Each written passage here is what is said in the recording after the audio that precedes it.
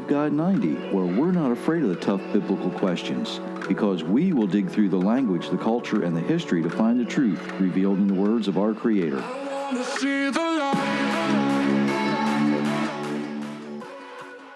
Well, hello, everyone. Thank you for sharing part of your day with us. My name is Jerry Mitchell, your host for Give God 90.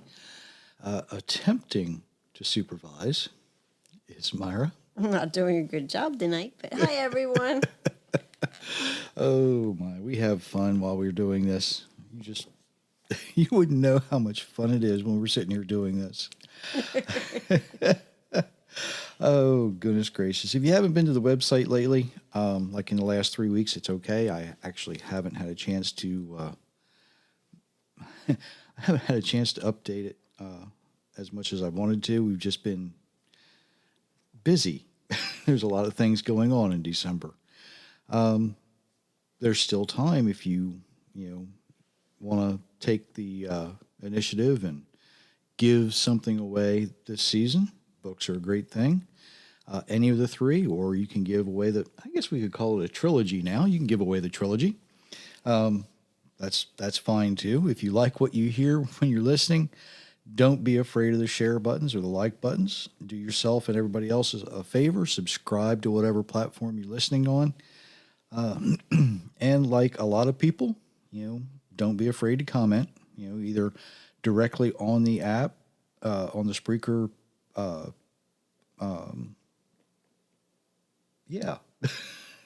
comment section on the podcast, or on one of the many social media platforms we're on. We're going to dive right in here tonight because, did I tell you it was a busy month? We're going to dive right into this because there is a lot going on. And, December seems to be a month when everybody wants to look back at the past year. We all look back, we recall the events of the last 12 months that have occurred, and we try to decide if those things have improved our society, if they've been detrimental to society.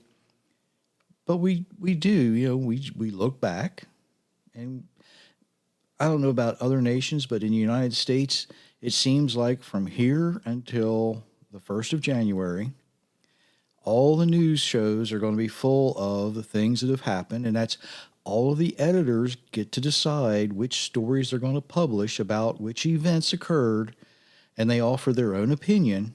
It's not usually the people broadcasting on the major networks. It's what they have written for them by the editors. Now, some places, the opinion people, they give their own. But usually the editors are the ones that have the final say about what is said on their broadcast. So it's amazing that how quickly we see the world changing today. And when we look through the Bible, we see different things. And one of the interesting places is the end of Ecclesiastes. And Solomon actually has this to say about change, if you'd like to start there.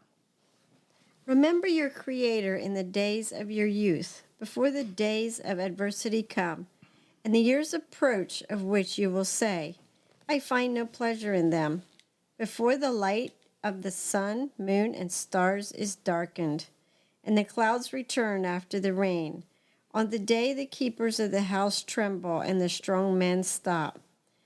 When those grinding cease because they are few, and those watching through the windows see dimly.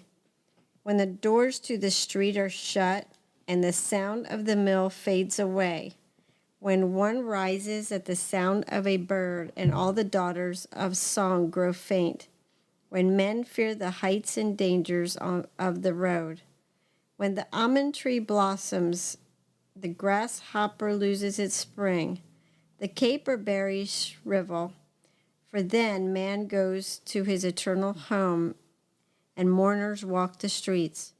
Remember him before the silver cord is snapped and the golden bowl is crushed, before the pitcher is shattered at the spring and the wheel is broken at the well. before the dust returns to the ground from which it came, and the spirit returns to God who gave it. Futility of futilities, says the teacher. Everything is futile. Ecclesiastes 12, verse 1 through 8. Now, the overall theme, as things change, that Solomon writes about is to remember your Creator. And yes, if you're wondering, the original word that Solomon used here is Creator. Remember Him when you're young, before trouble comes to find you as you mature, and you say, getting older is not for the weak, or whatever the saying is in your culture. We have a lot of sayings in English. It's not for the faint of heart. Getting older, well, to put it bluntly, a lot of people say getting older kind of sucks sometimes, but I usually remind these folks that say that it beats the alternative, right? As we age, we don't recover from injury as quickly as we do when we're young. I can attest to that. I'm at that point where I don't heal as fast as I used to. And when we get older, we tend to be more careful. When we get older, if you're like me, you think whoever it was that said if I'd known I was going to live this long, I'd have taken better care of myself. When you get to be my age and have all the injuries that I've had throughout my life, you find out, maybe he was right. If I'd thought about living this long, I might have taken better care of myself. We change. We mature physically, we mature emotionally, and hopefully we mature spiritually. We never stop learning. We never stop living. And we never stop changing. Fortunately for us, though, Solomon didn't stop writing at this point. He keeps going, and he continues, if you'd like to finish this off. Not only was the teacher wise, but he also taught the people knowledge. He pondered, searched out, and arranged many proverbs.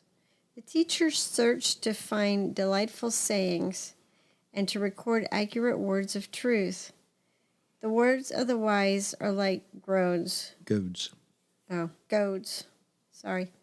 Well-driven nails, a collection owned and given by a single shepherd. And by these, my son, we further warned, there is no end to the making of many books, and much study worries the body. When all has been heard, the conclusion of the matter is this: fear God and keep his commandments, because this is the whole duty of man. For God will bring every deed into judgment along with every hidden thing, whether good or evil. Ecclesiastes 12, 9 through 14. Okay. So we are actually designed to learn. If we're wise, we listen to a good teacher, right? We are goaded, which means we are prodded. We are pushed to listen and learn.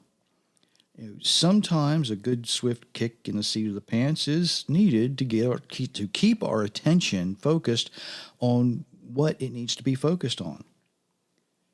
And these words often serve to be an attention getter that we need.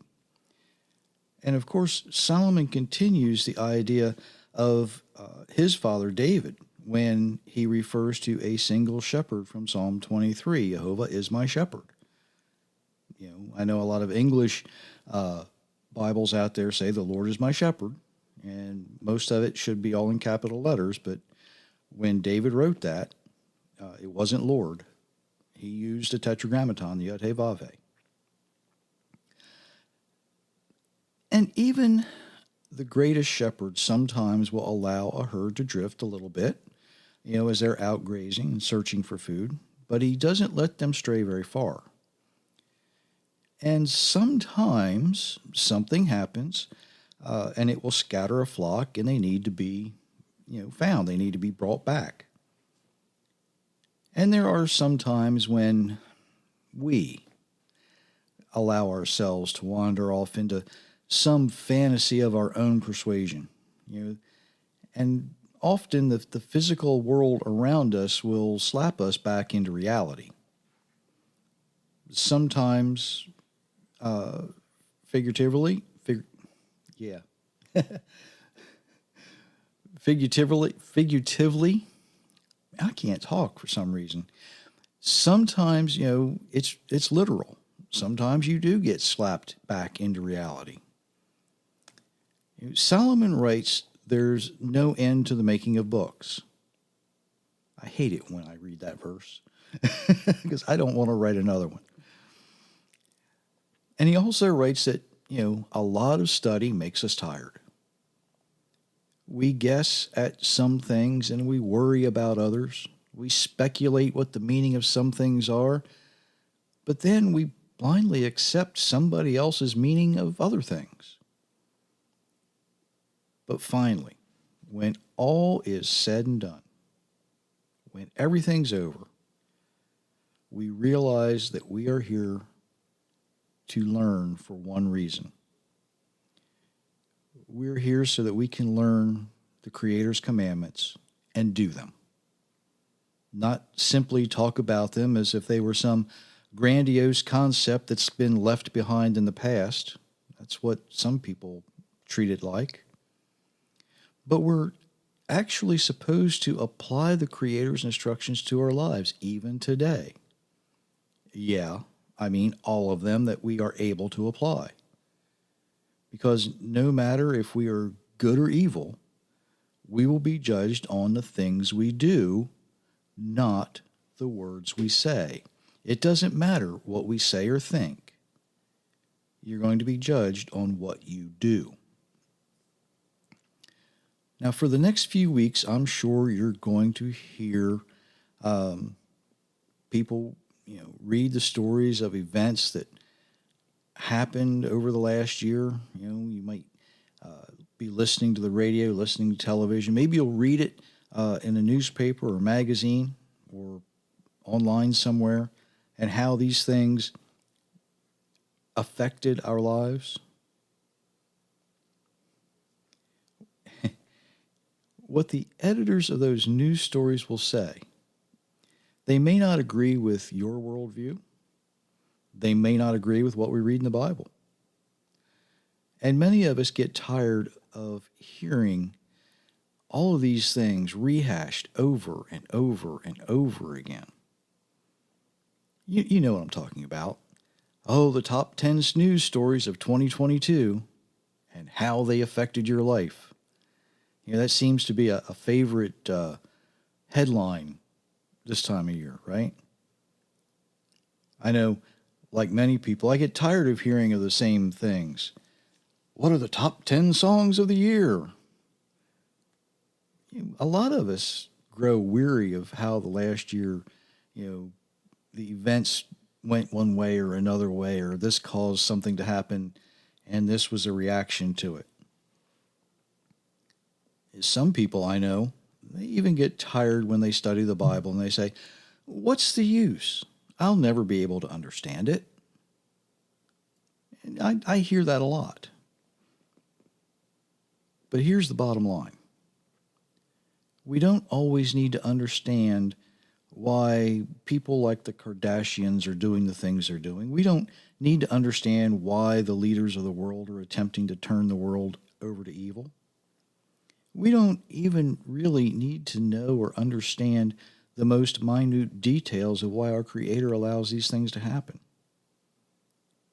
What we need to understand is our own personal part of the Creator's instructions, and then we do them. It's that simple. When He tells us that one day each week we're to make His Sabbath special, we should probably try to do that. Not a day of our choosing, but His day. When He tells us to avoid evil, that's probably really good advice. We should try to avoid evil. When He tells us not to eat unclean things because they're bad for us, might be a good idea to avoid those things. when he tells us to love him with everything we have, that's probably good advice as well. Maybe we should be doing that. When he tells us to love our neighbors, we should probably be doing that too.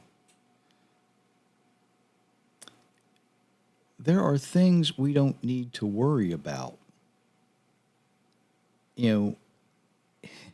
If we're doing the best we can. We simply have to follow his instructions to the best of our ability. We were meeting with someone the other night over Zoom. And they said, we might not get it right, but we're doing the best we can do. And that's all you can do. I've used the example of the exiles before, and they couldn't do everything, but they did what they were able to do. The world is constantly changing. It's maturing just like we are. From the time a life is conceived, it begins to change. First physically, and then eventually emotionally and spiritually. Each life, listen to me carefully here, each life should be maturing the way it is designed by our Creator and not by any other means. There's my line in the sand. Change is inevitable, right? You can't stop change. You can't stop a tree from growing unless you cut it down. You can't stop grass from growing. Well, sometimes even when you do cut it. But change happens. Our response to change should be a righteous response. It might not be perfect, but if it's a righteous response, it will not be an evil response. The whole duty of mankind is to learn and follow the instructions of our Creator. That's how we're designed to live. We remember the past, but we don't live there. We hope for a future, but we can't live there either. All we can do is live in the present, the best that we're able to do, with the information that we have currently on hand. And if some new information comes along tomorrow, we should look at it. If it makes sense, then maybe we should incorporate that in some way. If the new information goes against what Scripture tells us, it would probably be wise to avoid it. So I'm going to end with a question. And I hope this makes sense. What events in the past year that affected you personally improved your life? Which ones didn't? And most importantly, how did you respond? And how will you respond in the future? I know this was a little shorter. I hope that makes up for some of the ones that were longer. But until Thursday evening, I hope everyone has a wonderful time getting ready for whatever holiday you are getting ready to celebrate this year. Did you have anything you wanted to say about that? Or just everybody be safe and stay well. Amen. Until Thursday, everyone, many, many blessings.